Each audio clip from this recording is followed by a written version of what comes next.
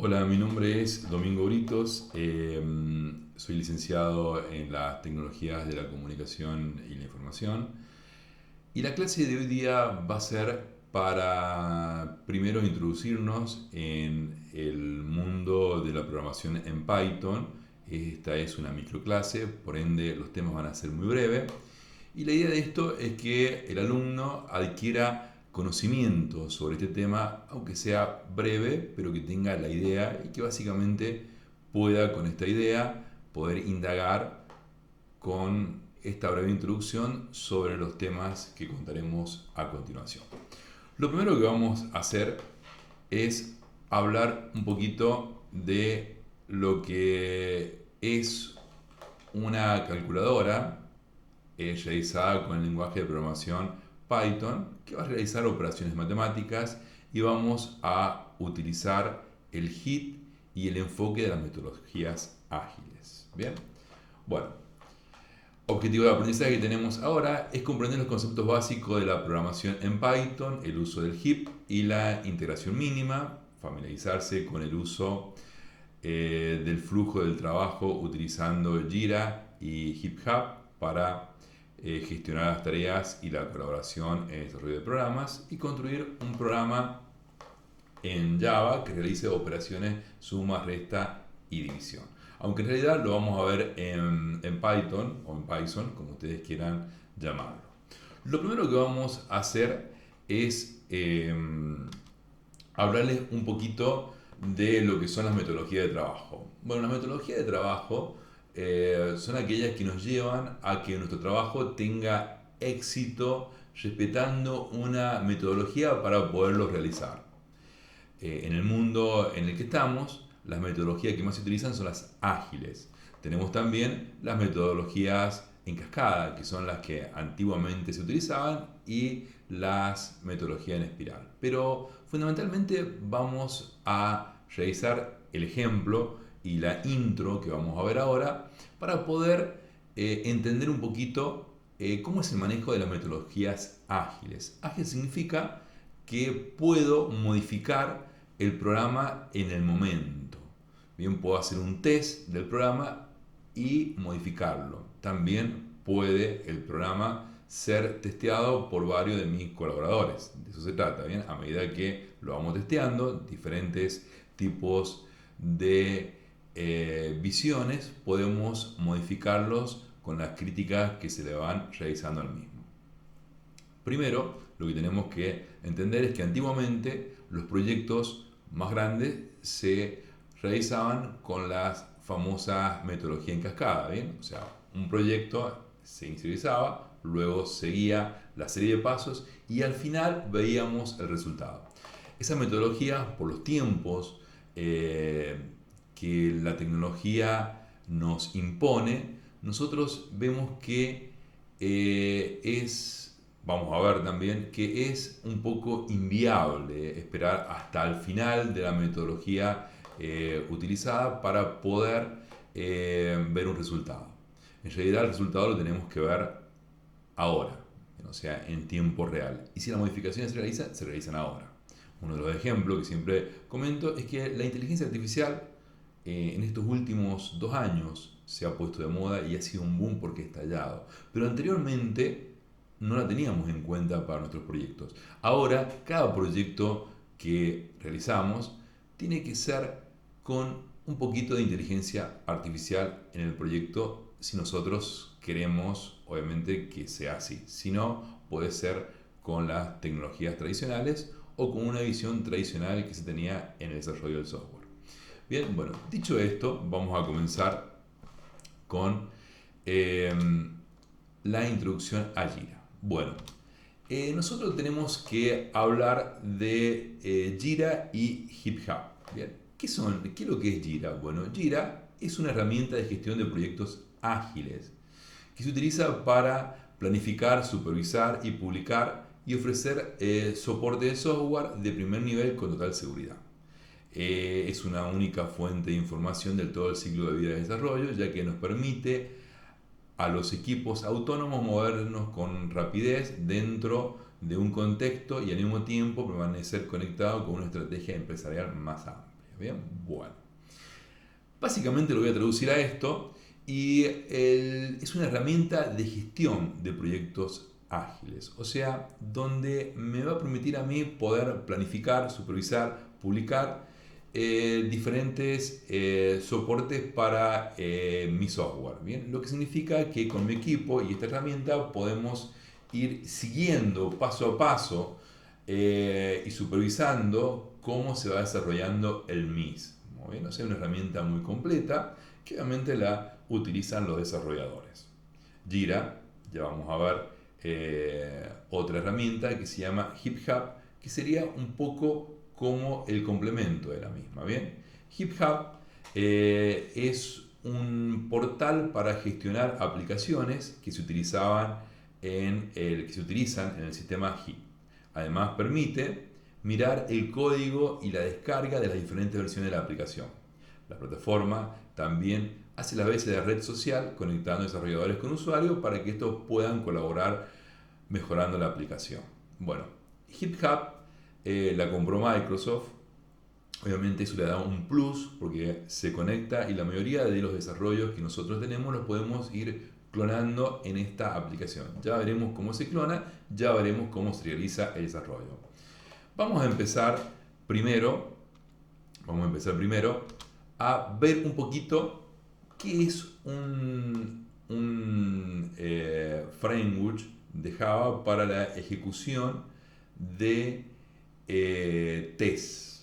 Básicamente lo que nosotros vemos con JUnit es que es un framework de Java que permite la realización de ejecución de clases de manera controlada para poder comprobar que los métodos que realizan se puedan realizar de una forma concreta. También sirve como herramienta para realizar pruebas de regresión que realizamos cuando una parte del código ha sido modificada y sea necesario comprobar la siguiente cumpliendo con todos los requisitos. Bien, básicamente lo que nosotros vamos a hacer ahora es realizar un programa, testearlo, hacer un repositorio, migrar ese repositorio clonar el repositorio para que nosotros lo tengamos no solamente en nuestra computadora, sino también lo tengamos en la nube. Bien, y aparte de eso vamos a testear el programa para ver cómo funciona, si tiene algún tipo de error o si lo podemos mejorar. Básicamente de eso se trata, de una mejora del programa. Bien, vamos a hablar un poquito de en el programa que vamos a realizar nosotros. Vamos a hablar un poquito de las ventajas de utilizar el HIP y sus capacidades en la ramificación. El HIP lo que me permite a mí es poder trabajar de una manera mucho más ordenada. Imagínense que nosotros tenemos una versión del programa, bien, realizamos un programa y tenemos una versión del mismo, pero también empezamos a realizar modificaciones del mismo, bien, y también nuestro equipo de trabajo comienza del mismo programa a darle diferentes funcionalidades. En HIP esas funcionalidades son ramas que nosotros vamos teniendo para poder ampliar el proyecto o darle otras funcionalidades. Este flujo de trabajo de ramas nos sirve a nosotros para darle más funcionalidades, pero también para tener un control de qué es lo que se ha hecho. Imagínense ustedes que todo esto se puede realizar de manera ordenada, por ende yo voy siguiendo las versiones de mi trabajo y por ende también voy utilizando esta herramienta para tener un control de lo que voy haciendo y lo que hace mi equipo de trabajo. Que eso es, obviamente, muy bueno y muy factible. Básicamente, como vemos acá, nosotros tenemos nuestro desarrollo, pero también tenemos esta rama de desarrollo que puede modificar el proyecto, pero si hay muchos errores o si hay cosas que no me gustaron, puedo volver al mismo proyecto. Básicamente de eso se trata, de que nosotros podamos utilizar esta herramienta para trabajar de manera mucho más ordenada y mucho más organizada con mi proyecto. Porque imagínense que yo tengo un proyecto y no está debidamente configurado mi backup y se me rompe la computadora, por ende necesito que esté almacenado en algún lugar más, por eso hablamos de la clonación, para poder seguir el trabajo. E imaginen que otra persona está utilizando la versión fuente de mi proyecto y lo está modificando y le está realizando, o sea, le está dando otras funciones. También voy a querer tener o anexar esas funciones que le está dando, y obviamente se puede hacer de una manera mucho más ordenada y mucho más organizada a través de este tipo de herramientas. Bien, bueno, vamos a hablar también de cómo nosotros podemos realizar un test para saber si puedo, a través de PyTest, que es una herramienta de Python que me va ayudando a que el código del lenguaje se realicen mejoras, ¿bien? O sea, me ayuda a una mejor escritura y a un mejor entendimiento de mi programa. Una de las ventajas que tiene de programar en Python es la belleza del lenguaje. Python, a diferencia de otros lenguajes, se caracteriza por la simplicidad que tiene. No así, si programamos en C#, vemos que tenemos una manera ordenada de programar, pero muchas veces no es tan bonita como la de Python. Y hablo de bonita porque uno ve un lenguaje en Python que es muy simple de ver y obviamente muy bonito porque utiliza la menor cantidad de código posible y tiene una serie de ventajas y sigue unas normas que están escritas en un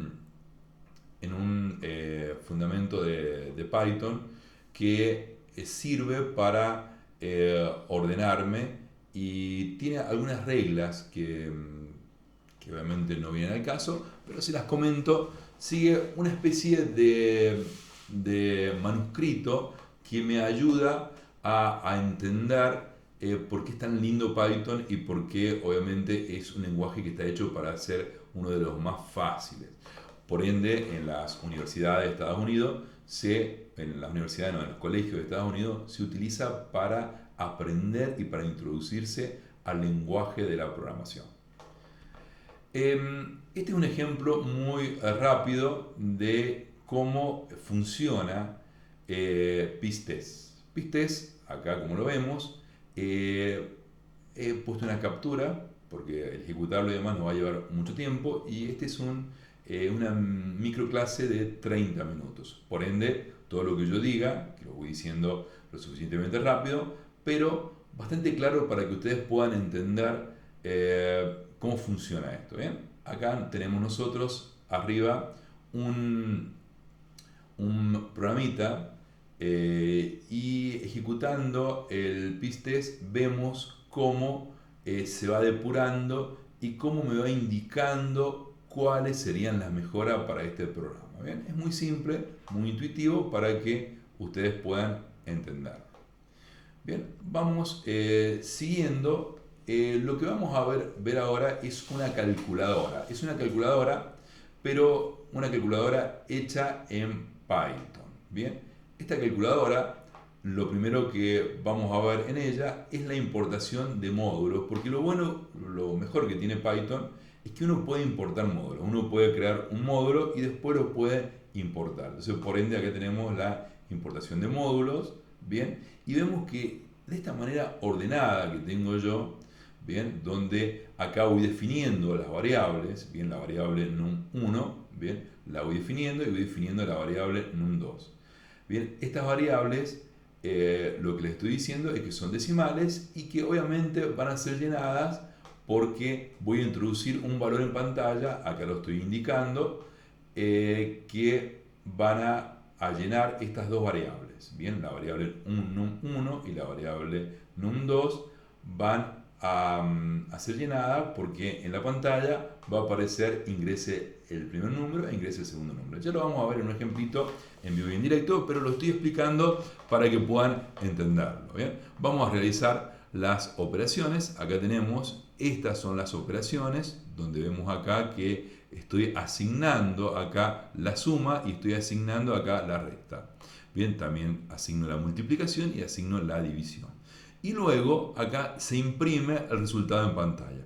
Por ende, nosotros acá tenemos el ingreso, las operaciones y después la salida, que serían los resultados. Bien, que un programa siempre consta de un ingreso, la operación en sí o la función del programa y después la salida del mismo o la impresión del resultado que nosotros esperamos del programa que estamos realizando.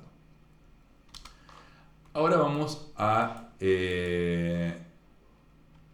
seguir con esto y vamos a realizar una prueba. Salimos de esta parte y ahora vamos a ingresar, porque esto es muy rápido, puede ser que no me exceda, vamos a ingresar a Visual Code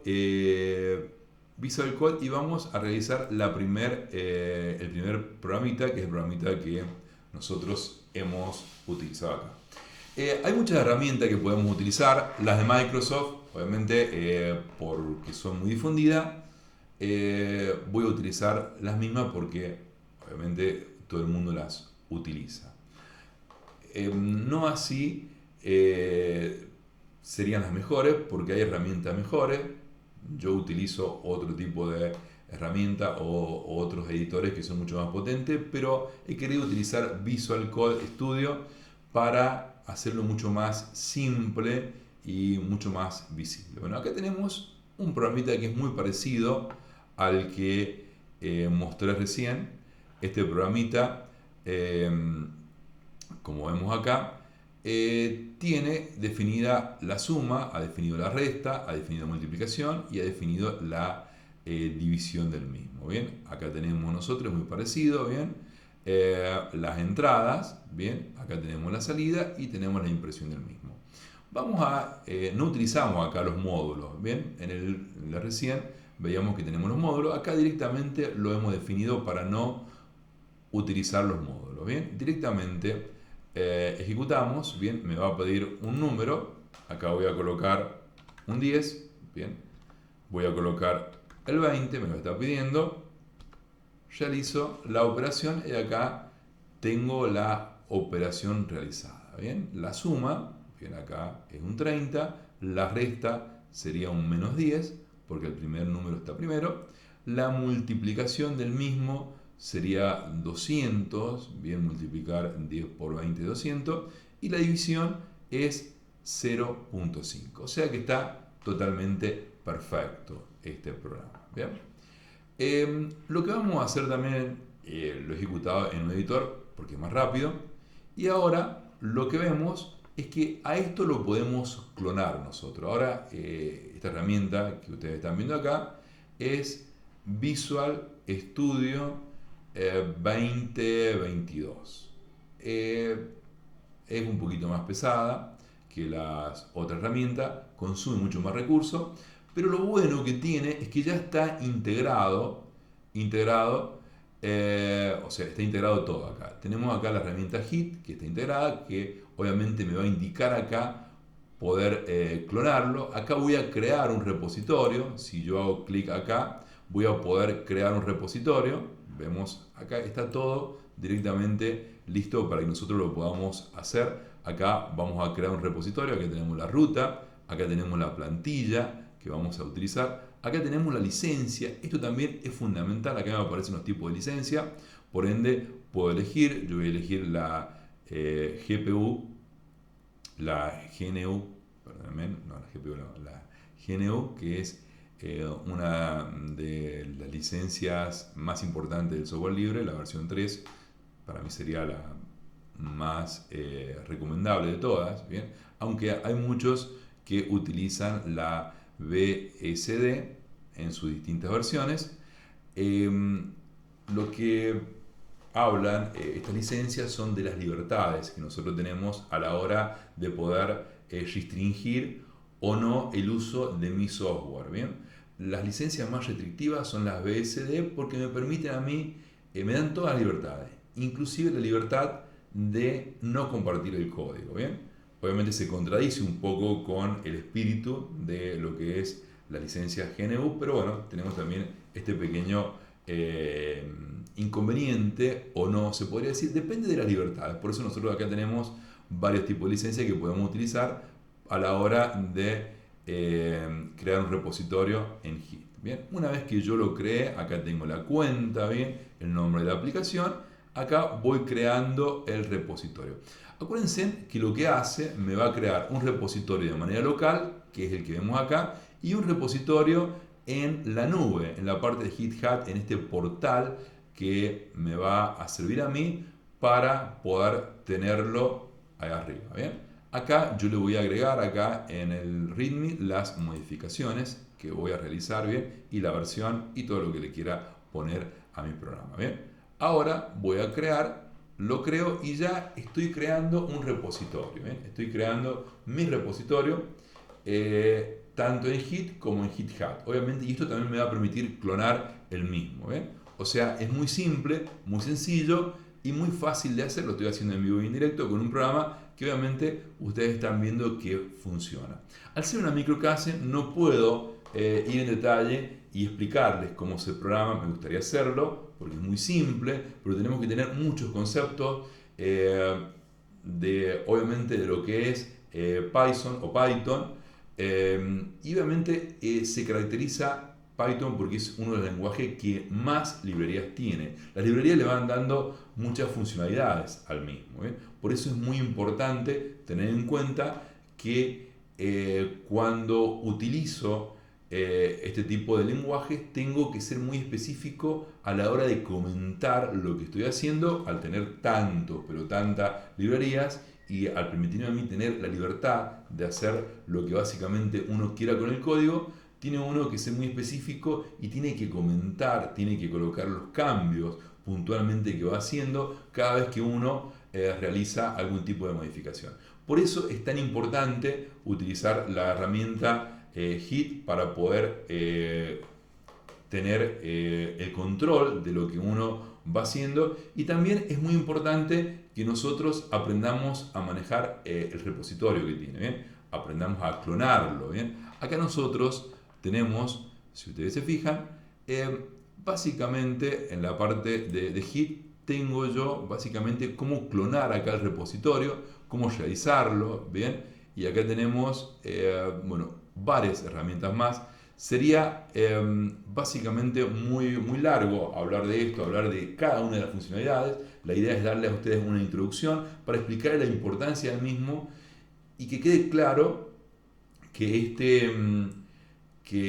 este repositorio me puede salvar la vida la vez que obviamente se me quema una computadora, porque nos pasa, nos va a pasar y nos va a seguir pasando porque uno nunca sabe lo que pueda pasar. ¿Bien? Algún corte de luz, alguna suba de tensión, me pueden borrar todo lo que tengo en la computadora, y eso es tiempo que se va perdiendo, porque obviamente un trabajo requiere tiempo, y si se me rompe y no tengo obviamente el repositorio en la nube, porque para eso sirve, nosotros podemos perder todo. ¿Bien? Por ende es muy importante tener una cuenta en GitHub, es muy importante utilizar Git, y es muy importante que ustedes tengan en cuenta que los diferentes cambios tienen que ser informados y tienen que ser almacenados para que me dé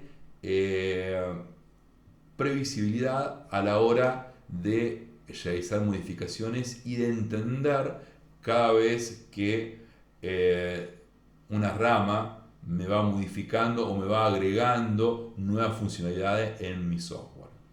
Bien, creo que obviamente hemos tratado de ser lo más rápido posible con esta explicación. Espero que les sirva. Toda la documentación que yo he utilizado ha sido de los sitios oficiales, tanto de lo que es GitHub como de lo que es Git. Obviamente me he ido a las páginas de los mismos y he utilizado la documentación que ellos tienen, porque lo bueno que tiene manejar este tipo de herramientas es que tenemos mucha documentación nosotros. Entonces siempre explico que toda la documentación que yo hago está en el sitio oficial. Bien, siempre me rijo por el sitio oficial del mismo para no tener problemas. De todas maneras, hay documentación que ustedes pueden seguir, que ustedes pueden investigar. Yo les recomiendo que investiguen. Bien, con esto de la inteligencia artificial, nosotros la podemos utilizar para poder investigar, para enriquecer todo lo que yo estoy haciendo, porque me va a dar otra perspectiva u otra visión. Por eso es muy importante que la utilicemos. De hecho, en esta versión no viene integrado, pero en futuras versiones ya Microsoft va a integrar el ChatGPT o el motor del ChatGPT a Visual Studio y Visual Studio Code. Por ende, por eso lo quería utilizar, para que ustedes lo pudieran ver y obviamente para que entendieran la explicación que les doy ahora. Bien, bueno, creo que con esto podemos ir cerrando. Bien, ya hemos hecho y hemos ejecutado las pruebas, hemos visto cómo se hace y obviamente hemos tenido el ejemplo del mismo. Cualquier duda me pueden consultar, tienen mi correo, bien, se los voy a dejar a cada uno que me lo pida, se lo doy. Es domingo.britos, como mi nombre lo indica, @gmail.com. Ese es mi correo y cualquier cosita me consultan, estoy a su entera disposición y me encanta hablar de todo lo que es innovación y tecnología, así que por ende pueden hablar largo y entendido de todo lo que está viniendo y de todo lo que está por venir. Bueno, ha sido un placer, esta ha sido la microclase que hemos preparado para hoy día.